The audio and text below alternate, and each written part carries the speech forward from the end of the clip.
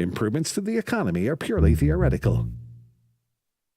Jenna Ellis in the morning on American Family Radio. I love talking about the things of God because of truth and the biblical worldview. The U.S. Constitution obligates our government to preserve and protect the rights that our founders recognize come from God, our Creator, not our government. I believe that Scripture in the Bible is very clear that God is the one that raised up each of you, and God has allowed us to be brought here to this specific moment in time. This is Jenna Ellis in the morning.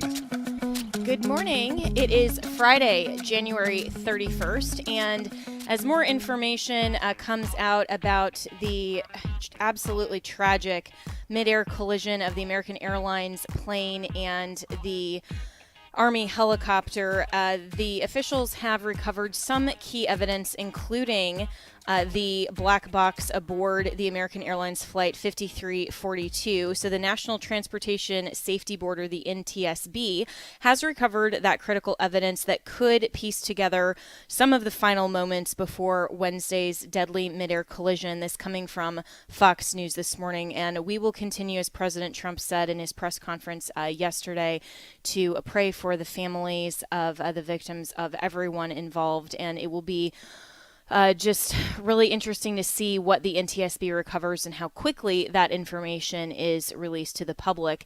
And meanwhile, it was a busy day yesterday on Capitol Hill as three of President Trump's nominees for cabinet had their confirmation hearings. RFK Jr. had his second round of confirmation hearings and was sparring against a lot of the Democrat senators and just dropping a lot of truth bombs. And one of the more fiery exchanges came between RFK and Senator Bernie Sanders on a lot of D.C., including senators receiving big pharma money. This is Cut 17.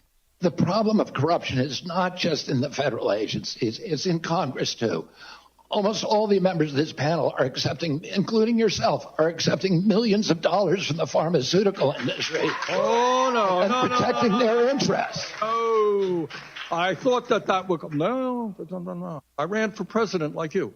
I got millions and millions of contributions. They did not come from the executives, not one nickel of PAC money from the pharmaceutical industry. They came from workers. In 2020, you were the single largest receiver of pharmaceutical money.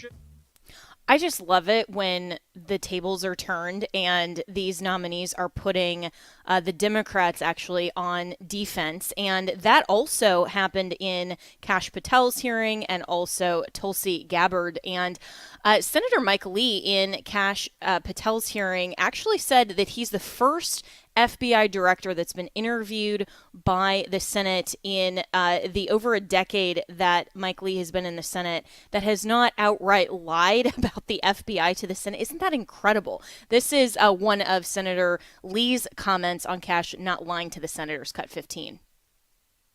I've been a U.S. Senator for 14 years. I've been on this committee the entire time.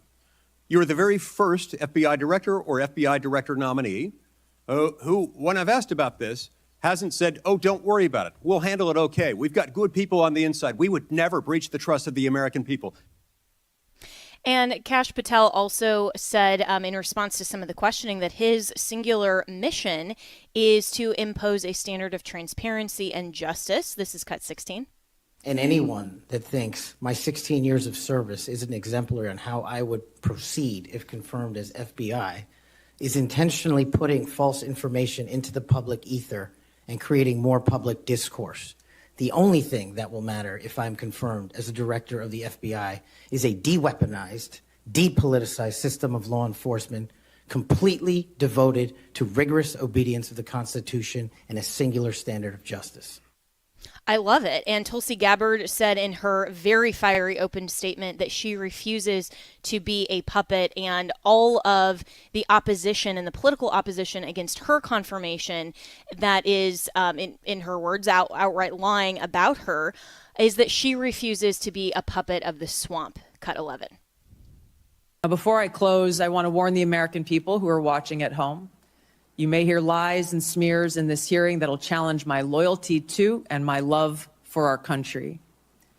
Those who oppose my nomination imply that I am loyal to something or someone other than God, my own conscience, and the Constitution of the United States. Accusing me of being Trump's puppet, Putin's puppet, Assad's puppet, a guru's puppet, Modi's puppet, not recognizing the absurdity of simultaneously being the puppet of 5 different puppet masters. The same tactic was used against President Trump and failed. The American people elected President Trump with a decisive victory and mandate for change. The fact is, what truly unsettles my political opponents is I refuse to be their puppet.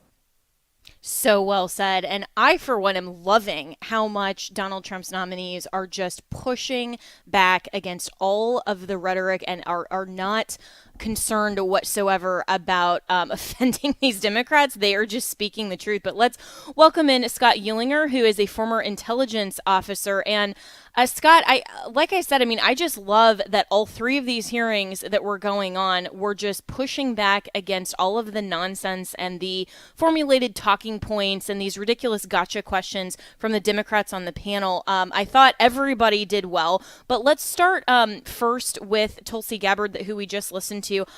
There are reports that because her advancement out of that committee is a closed vote that may give cover for some Republicans, and the committee is only 9-8 Republican. And so if there is a switch of even one Republican vote and all Democrats oppose, she may not even advance to the full floor vote. I hope we don't see that. What's your take? And good morning. Good morning there, Jenna. I think it's absolutely disgraceful that such a thing is even being considered. I think I read that the last time a secret vote was held in Congress was in the year 1799.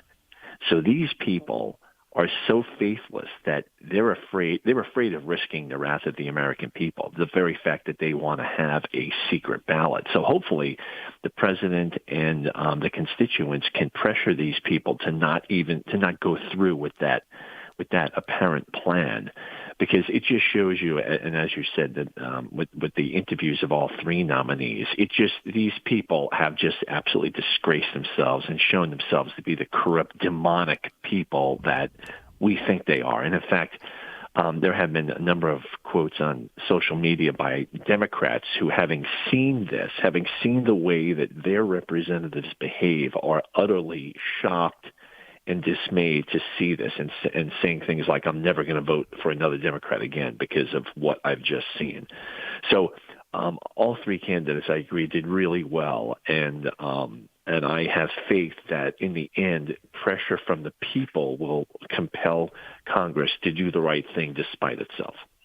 I hope so. And that's remarkable. I actually didn't even know that fact about the last time the Senate held a secret vote like that, which the transparency is key here. And this is what part of the Trump's mandate, I think, from voters is a demand for more transparency. And even if they hold a secret vote, you know that's going to leak likely at some point. And I would not want to be that Republican senator that is voting against Tulsi Gabbard and incurs the wrath of, the social media mob and really the voters as well.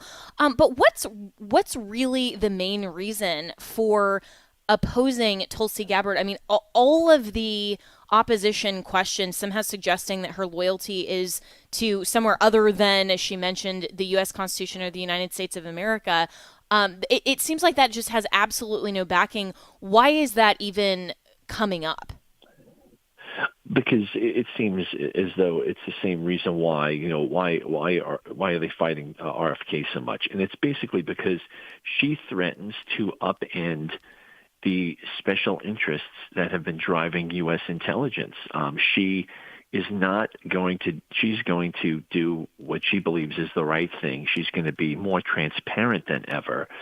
And these kinds of things are a threat to the powers that be, represented by the Democrats. And so they want to do anything to stop her. And levying all of these things against, a serving lieutenant colonel in the Army Reserve is insane. I mean, because I get very well, I'm the equivalent rank in the Navy.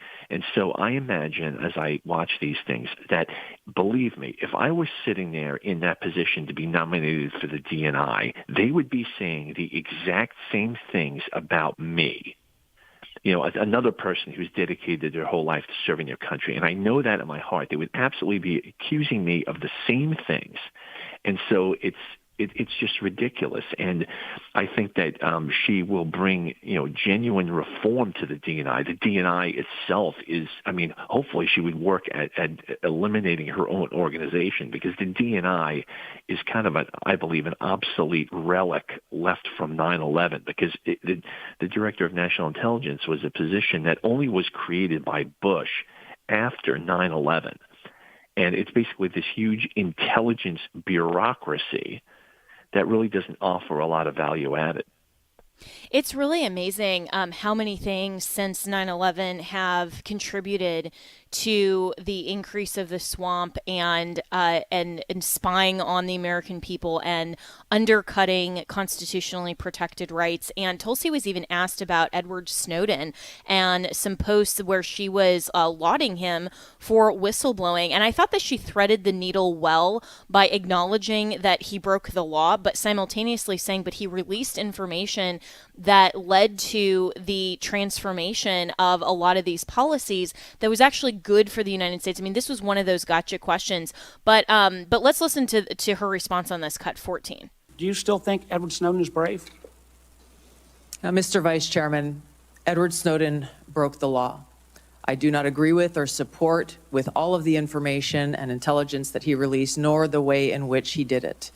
There would have been opportunities for him to come to you on this committee or seek out the IG to release that information. The fact is, he also, even as he broke the law, released information that exposed egregious, illegal, and unconstitutional programs that are happening within our government that led to serious reforms that Congress undertook. I love how the senator is trying to interrupt her, going like, don't speak the truth about that. I only have a few minutes. So, but I thought she threaded that well. I think she did, because that's one case that I really am quite unsure about. And so basically I would have answered the same way, because that all went down when I was in the agency.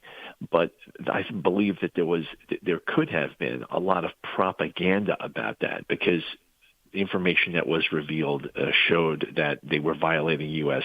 Civil rights.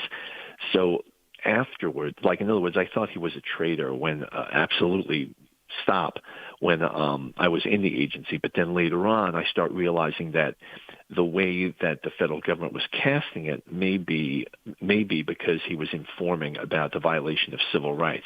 And I think, as she pointed out, the answer is somewhere in between. He is no saint, but some of the things he brought to the attention of the American people are a good thing. So I think that was basically a perfect answer, the kind of answer I would have given.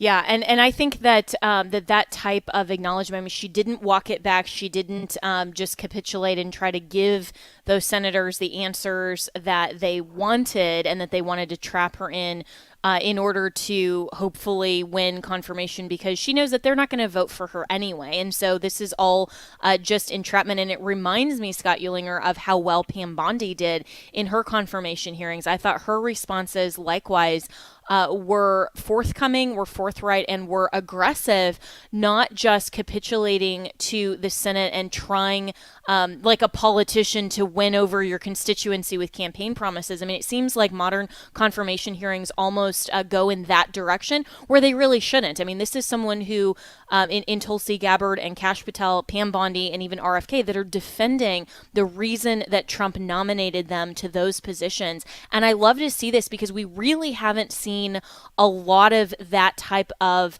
more assertive responses, I think, in a while from confirmation hearings. It's true, and it's very, very much welcome, because I certainly would strike this exact same thing. I mean, one of almost defiance, because these people are corrupt who are, quote, interrogating you. And so, the truth will out. And and these people, they're not going to let anyone push them around. It was the same thing with Pete Hegseth as well. I mean, the allegations that were thrown against all of them are ridiculous. And some of them may be better or worse. I mean, maybe they're all not perfect, but the bottom line is they are all qualified for the job. When you compare, for instance, the fact that, so many Republicans overwhelmingly voted for people who were clearly not up to the job, and that were just rubber stamped through Congress under the Biden administration. I mean, there was talking about the awful aviation tragedy, which is the worst since 9/11, by the way. There was, during the confirmation of the head of the FAA, the head of the FAA was asked a question about IFF systems, identification friend or foe, like basically a safety system that aircraft have, an electronic system. And he didn't know enough about that to even answer the question. This was the guy who was going to be head of the FAA. And that was par for the course in the Biden administration. It was absolutely disgusting to see that again on social media yesterday. Yeah, absolutely. And what a great point, too, that, these are the same senators who are pushing back and suggesting that Trump's nominees aren't qualified, when you literally had dudes in dresses that thought that they were qualified and they were part of the Biden administration. I mean, all of these people in Trump's cabinet are 100% upgrades. And so, but speaking of the corruption on the government side, I mean, this isn't just Democrats, though, and that's the concern, really, that I have in terms of actually getting these last three pushed through. I think Kash Patel will get confirmed. Tulsi and RFK will be narrower margins, perhaps, and even like Pete Hegseth, coming down to 50-50 on the floor, and Vice President J.D. Vance having to come in and cast that tie-breaking vote. It may be that some Republicans don't want to vote for these nominees for, unfortunately, the same reason as Democrats, and that just signals the uniparty that these nominees are intended to address and actually drain the swamp that happened in part in Trump's first term, but not nearly enough. So what is your prediction in just the last 2 minutes we have with you, Scott Uhlinger, of where each nominee will go from here? I think that your assessment is on target. I think you're right that RFK and that they will be RFK and Tulsi Gabbard will be harder to get through, but Patel will probably get through a little bit easier. I think that is true, and for exactly the reasons you pointed out. That look, let's face it, there are Republicans who are corrupt too. There's no question about that. The uniparty, as you said, and those people, they need to be punished. They need to be thrashed by their voters. Already people are talking about, funding primary challengers, and that absolutely needs to be done. That was one of the main reasons that Hegseth barely squeaked through, was because of that pressure that was on, and they on social media, people were pledging that they are going to, people with funds, that they were going to primary challenge these dissenters, and that was only enough to get him just passed and confirmed. So without that kind of a pressure, these people will feel that they can somehow, upset, basically thwart the will of the people. And we've got to keep on fighting against that. And it's things like this that show us this is exactly why Trump was elected, because people are sick and tired of this corruption that has existed for 40 years. And it's only the first Trump administration that really brought most Americans' attention to that fact. And hopefully we'll be able to work at making a severe dent in this corruption during this term.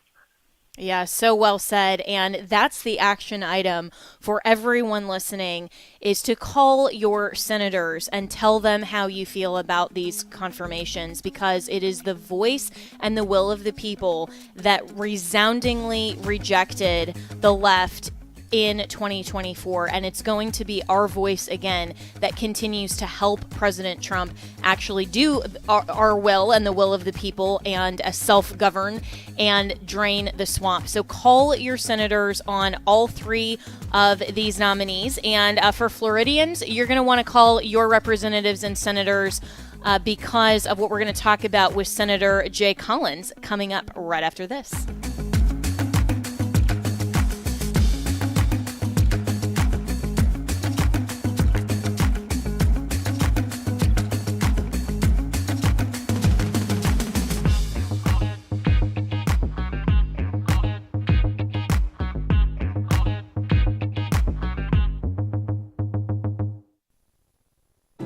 Jesus' final words to his disciples were to go into all the world and teach the gospel, making disciples of all nations. For more than 27 years, Tomorrow Clubs International has faithfully answered that call by partnering with local churches in some of the world's poorest nations. Here's a report from a team leader. When children learn to follow Jesus, they become disciple makers, influencing their families and friends. The gospel then overflows into the community, bringing repentance, reconciliation, church growth, and even reduction in crime and substance abuse. More than 500,000 children have learned to follow Jesus through Tomorrow Clubs. Kids also learn practical life skills such as cooking, woodworking, and the English language, preparing them for a brighter future. To learn more about the life-changing work of Tomorrow Clubs International, go to tomorrowclubs.org. That's tomorrowclubs.org. All gifts are tax deductible. Maybe you can relate to this. A lot of people can. They feel like their health care costs are just out of control. And if you're 65 or older, there's actually some great news about this. You can sign up for MediShare 65 Plus and save big in the new year. MediShare 65 Plus is a healthcare bill sharing community. It's trusted, it's faith-based, and it's saving people like you thousands on medical expenses. If you have Medicare Parts A and B, you know out-of-pocket expenses add up fast, but this gets things back under control and gives you peace of mind, too. With one low monthly price, saves you so much, and it's easy. You can use any Medicare-approved doctor. So find out why so many seniors are absolutely raving about MediShare 65 Plus.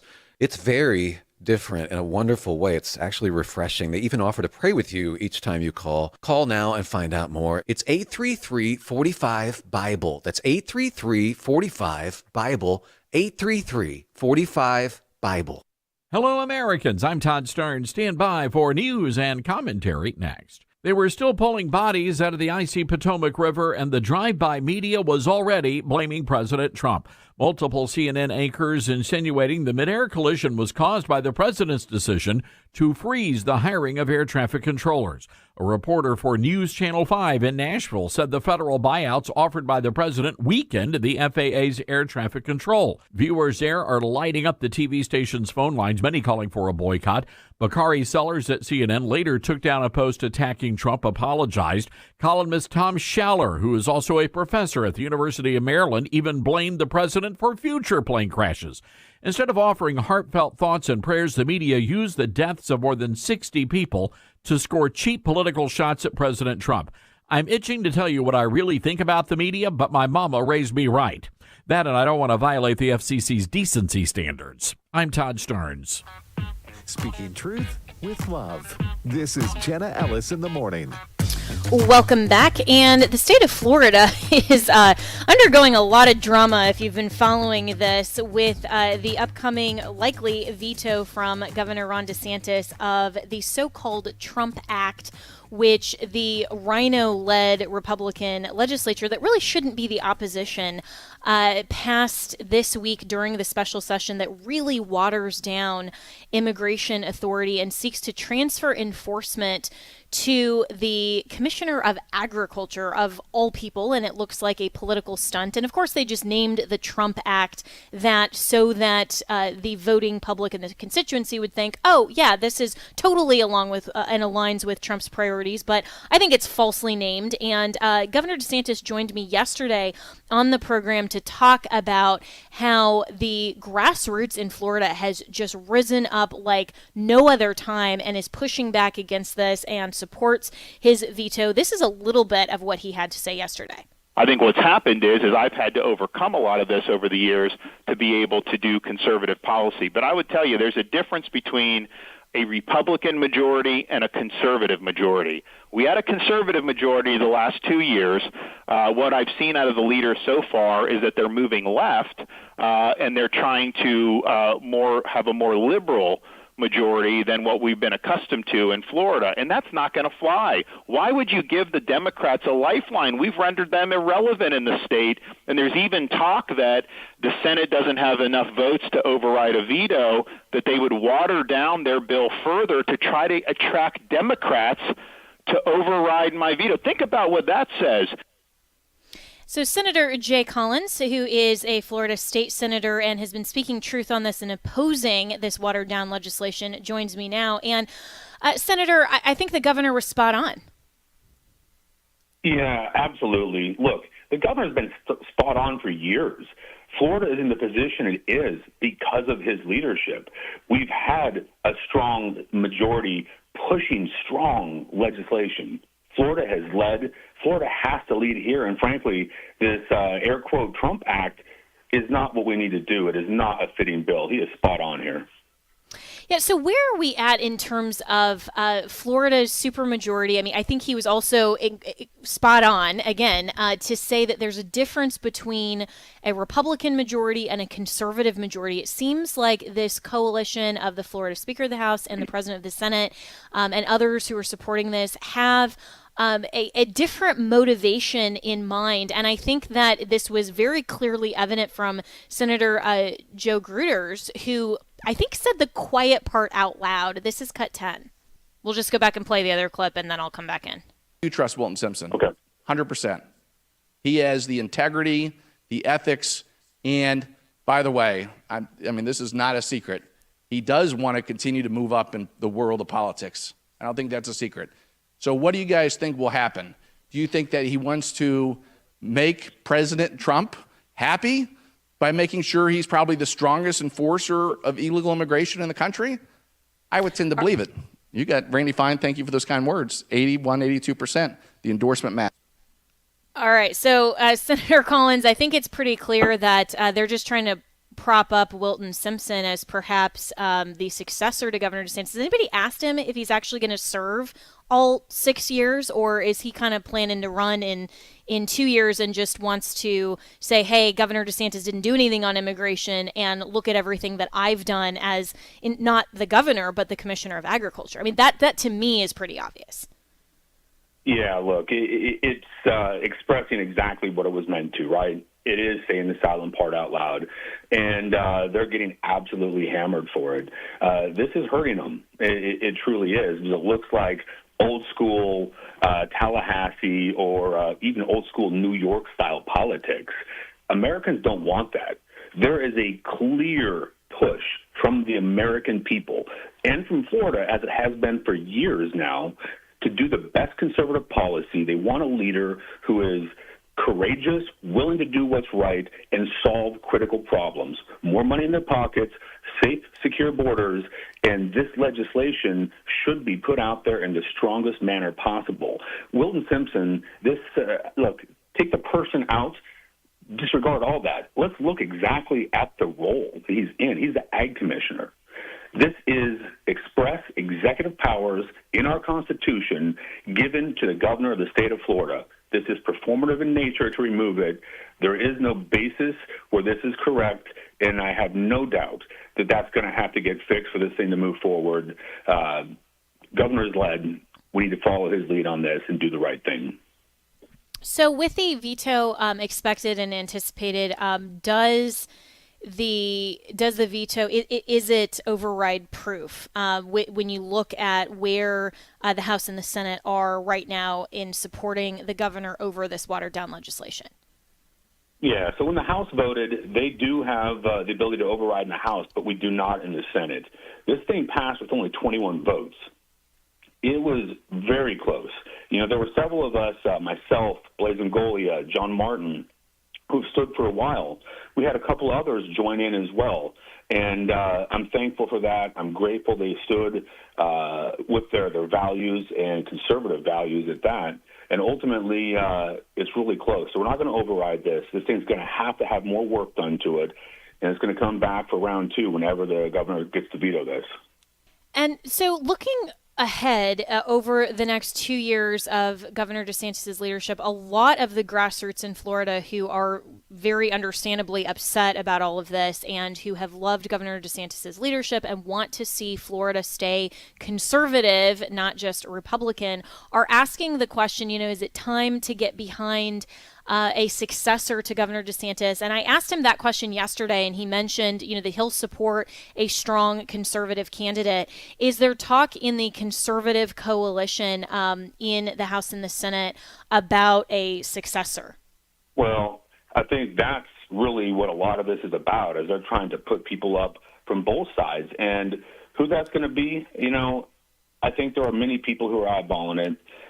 Some in Congress, I'm told, some here in the state of Florida, and we'll give it a few more weeks for that to flush out. But what we unequivocally know is they've got big shoes to fill. The governor is a difference maker. He has that sixth sense of when to push, when to get critical things through, and he's usually ahead of many people on that.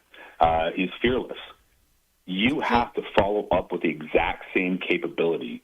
You have to lean in without fear, and you have to unequivocally do what's right. One of the things I told him when I jumped into the Senate and we had our first conversation, I love how he gives a task, a condition, and a standard, and he follows up, and he does what's right.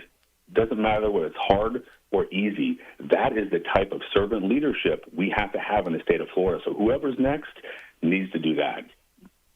Absolutely. And, there has been talk as well that, and the proponents of this watered down bill have said that they have spoken directly to President Trump on this, and almost in a way to try to signal to voters that they are just circumventing Governor DeSantis and trying to cast him as irrelevant to this process. My comment on social media the other day was, I think that probably the Speaker of the House and President of the Senate got one of those like robo messages from President Trump, saying, hey, this is Trump that, I want to golf with you. And they think that that's actually talking to the president. But I haven't seen President Trump come out and comment and support this at all. And you would think that if they were that connected with him, that he would support this legislation. Meanwhile, he's been very supportive of Governor DeSantis, who's been in contact with Tom Homan and, in lockstep with this administration on immigration enforcement. So, is that something that potentially will come back to bite them when I think that they're overplaying their hand a little bit? Yeah, look, if the president were going to weigh in, he would have weighed in by now, right? The silence is deafening. And the point that really drives that home is listen to the grassroots. The president understands what is going on, what's at stake, and he understands what the people are looking for. He wants the strongest immigration bill possible. And backdoor amnesty is not it. Unconstitutional issues are going to get thrown out and validate the entire thing. He expects Florida to lead. And, we talked about it last time I was on. I'm a military guy. I was a Green Beret for 23 years. I did 5 years after I lost my leg. When you get ready to do hard things, you need serious people. Serious times call for serious leaders. Governor DeSantis is a serious leader. He gets things done. You're not going to lock that person, push him back, and not listen to what he can do. You're going to put him up there on the front line and just get him on task and help him save our nation. And Governor DeSantis has shown he's willing to do that. Absolutely. And Florida voters are very grateful for his leadership on this. And we want to see and I say we because I'm one of them. I mean, I moved 2 years ago to this state because of the conservative leadership, because of Governor DeSantis, and hopefully helping a conservative supermajority continue to lead. And so as voters are rising up against this, do you think that that's going to really have any sort of impact on these rhino, for lack of a better term, leaders to maybe change their position, or have they just been ignoring their own constituent? it's pretty hard to ignore. I've had hundreds and thousands of contacts, whether it's been on social media, phone calls to my office. I mean, we're well into high triple digits, if not 4 digits, emails. The grassroots, regular moms and dads, people who aren't generally political are speaking clearly on this. I've had it from all over the state. I'm sure my colleagues are the same way. Florida's speaking on this. And to your point, people moved here for what we've done in the past. We have set the tone, we have led the way, and the expectation is we're going to continue to do it. I kind of feel like in the movie 300 when they're saying this is Sparta, it kind of feels the same way. This is Florida, right? We're going to kick the nonsense, the rhinos into the pit, and we're going to move forward. We're going to do what's right. That's what we have to do. Ultimately, they can try to ignore it, but the voices are loud. The people are pushing, and the people want leadership on this subject. Well, I look forward to that meme being posted on your social media very soon. This is Florida. Thanks so much, Senator Jay Collins. We'll be right back with more here on Jenna Ellis in the Morning. Thank you, Jen. I appreciate you. Weekday mornings at 8 Central, Pastor Jeff Shreve offers real truth for today. I'm the pastor of First Baptist Church in Texarkana, Texas, and the founder of From His Heart Ministries. The world around us is rapidly changing, but God and His truth will never change. I may be the host of the show, but I want God's Word and His truth to be the star of the show. Join Pastor Jeff Shreve each weekday morning at 8 Central for Real Truth for Today on American Family Radio. While we rejoice that Roe was overturned, the pro-choicers are very energized. They are winning the arguments and elections. We need to win them back. The people who bring you Wretched Radio have produced a powerful, persuasive, and proactive 13-lesson video series to help. You don't need a PhD to tell you that human life is more valuable than the life of the ants. Order Life is Best at shop.wretched.org. And listen to Wretched Radio Saturday nights at 10 Central on American Family Radio. The words you are about to hear are taken from letters sent in by members of the Trinity Debt Management Program. Dear Trinity, today I'm making my final credit card payment. Before I came to you, I was in a constant state of anxiety and panic, but now there is hope for my family's financial future. Working with Trinity made me understand that I'm not alone. You really do help people. Your kindness will never be forgotten. Without Trinity support, I would not have achieved my lifelong goal of becoming debt-free. We saved a lot on interest and penalties, of course, but the reward was the gift of human kindness. Trinity has carried me through a very difficult time in my life. You're amazing. I used to feel so anxious and hopeless. Now I feel grace and peace. God bless Trinity as you continue to help others become debt-free. If credit card debt has you down, call Trinity at 1-800-788-1813. That's 1-800-788-1813. Hello, everyone. I'm Tim Wildman, president of American Family Association and American Family Radio. Hey, just returned from the presidential inauguration of President Trump and Vice President Vance. And let me tell you something, folks. There's an excitement in the air among millions and millions and millions of Americans who are ready for some common sense changes to come to our country. Guess what? We're going to Washington, D.C. again for our Spiritual Heritage Tour in June and September. We're over halfway full. If you want to go with us to see our nation's capital from a distinctively Christian heritage viewpoint, then you need to contact us. You need to go to wildmangroup.com, WILDMON group.com. We're also going to Colonial Williamsburg, Jamestown, and Yorktown. It's going to be a lot of fun. We're going to Boston in October. For information on any of these tours, go to wildmangroup.com, WILDMON group.com. Speaking truth with love. This is Jenna Ellis in the Morning. Welcome back. And as Trump has continued to sign the flurry of executive orders, and as the focus really has been a lot on immigration, of course, with everything that we just discussed coming out of the state of Florida, that watered down bill, and Governor DeSantis wanting to actually be in lockstep with President Trump. Also, Vice President J.D. Vance went on CBS in his first interview, which is interesting, with clearly opposition media. And the question of immigration came came up. And of course, the left is suggesting that, we're a nation of immigrants and, how dare you not have, the language that's on the that's in New York on the Statue of Liberty as codified law instead of a poem. I mean, it's just utterly ridiculous. Our good friend Jeremy Carl, who is an author and senior fellow at the Claremont Institute, wrote a piece actually back in 2022, and it was actually a transcript from a speech at an event entitled Lies of the Ruling Class that was hosted back in May 2022 that's titled, Whom Does Perpetual Immigration Serve? And it's really interesting to see that a lot of the policies that he has been advocating for have really made their way into what the Trump administration largely and states like Governor DeSantis in Florida are trying to do with immigration. And the difference, as J.D. Vance mentioned, with America being a nation of settlers, not a nation of immigrants. And I think that's a really important distinction. So Jeremy Carl joins me now to discuss. And I think this is a really great distinction, Jeremy.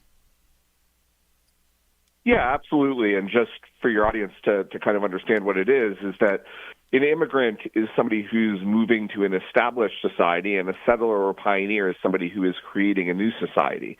And so what we have, as I argue in my piece, in the first really couple hundred years mostly of U.S. In the history of America, we were almost exclusively in many ways a nation of settlers, really pioneering a new society. Not, of course, that people were not there, but we weren't joining their society. We were making a new one. And then you kind of move, as I argue, into kind of a mixed period of settlement and immigration, but really we kind of only sort of have a kind of pure immigration mindset really starting in the late 19th, early 20th century, and we don't begin to talk about a nation of immigrants until the Democrats need it for the 1960 presidential campaign.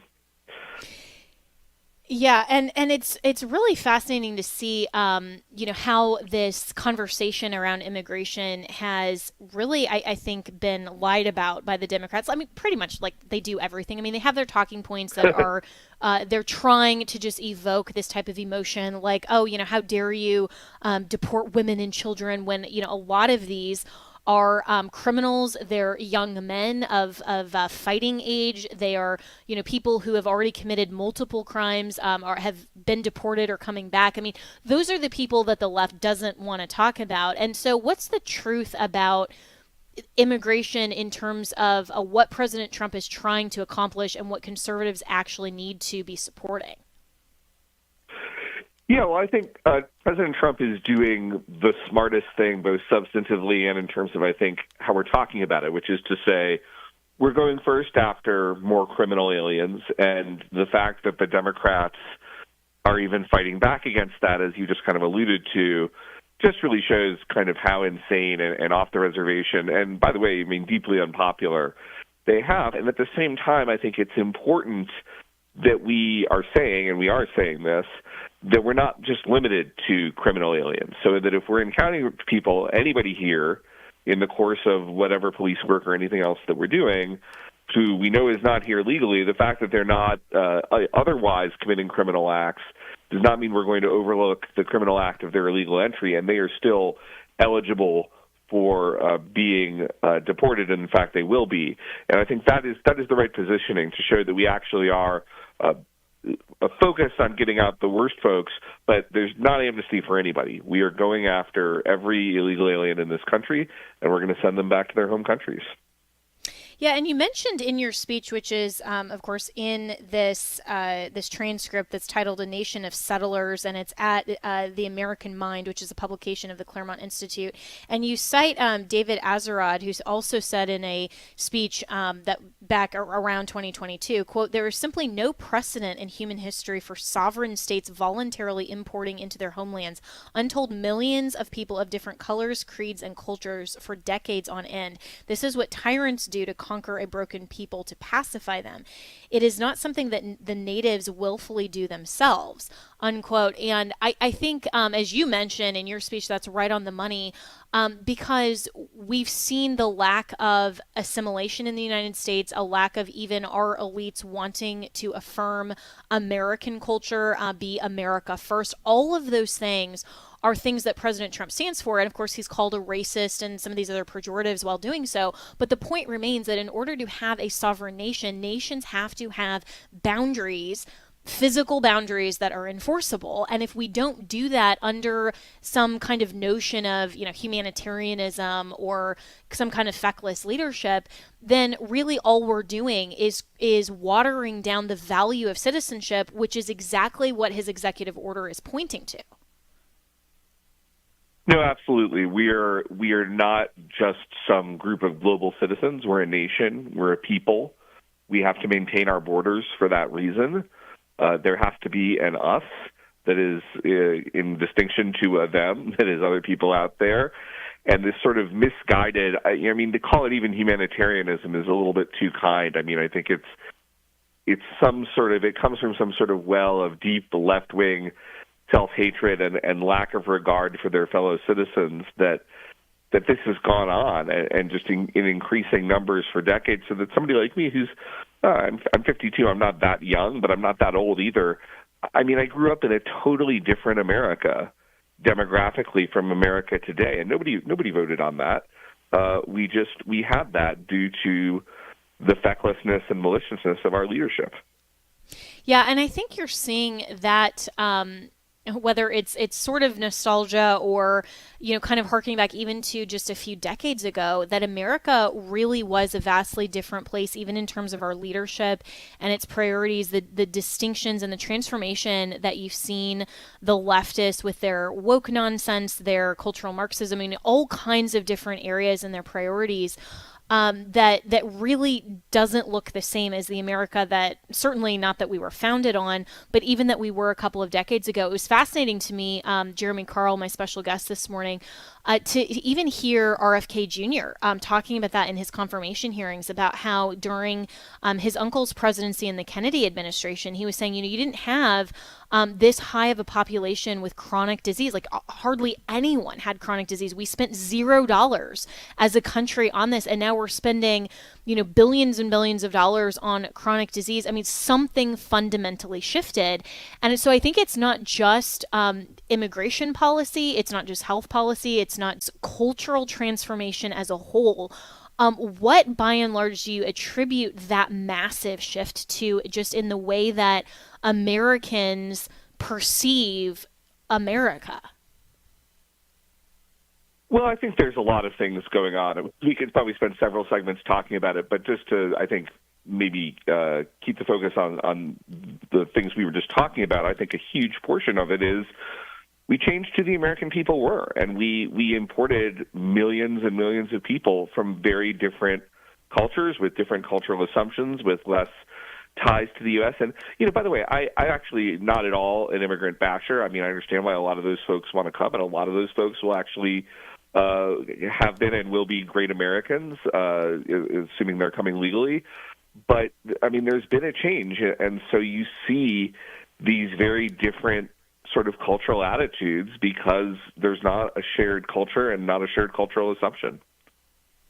Yeah, and not having a shared cultural assumption, I think, is really spot on in terms of part of the problem, because we used to be a nation that was fixed around the concepts and the principles of our Declaration of Independence, of recognizing the sovereign right of the people to have a government that recognizes and enforces that our rights come from God, our Creator, not that government. And the sole purpose of government is to preserve and protect our rights. And so we established this country on a very different premise than other nations that have leaders based on conquest and power or heritage or some of these other ways, instead of a fixed moral premise. And America and American exceptionalism, I think, is so critically different because of our founding worldview.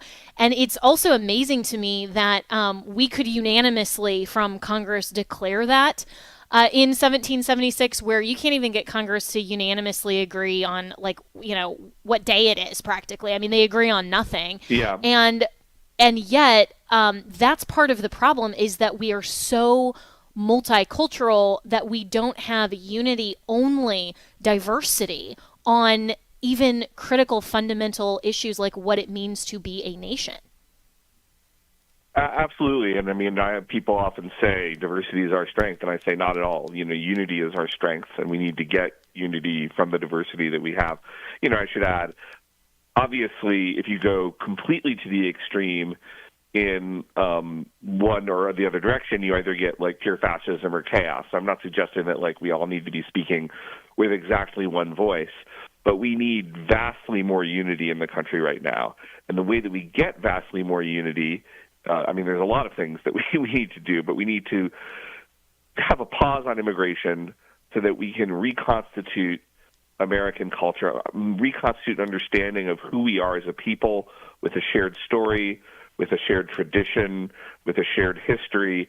And at that point, I think some of this rancor will go down. And, I think until we do that, we're just going to continue to have the Democrats trying to import more and more chaos, destructiveness, and divisiveness in the country, regardless, by the way, of whether any of these people coming in are really nice people individually.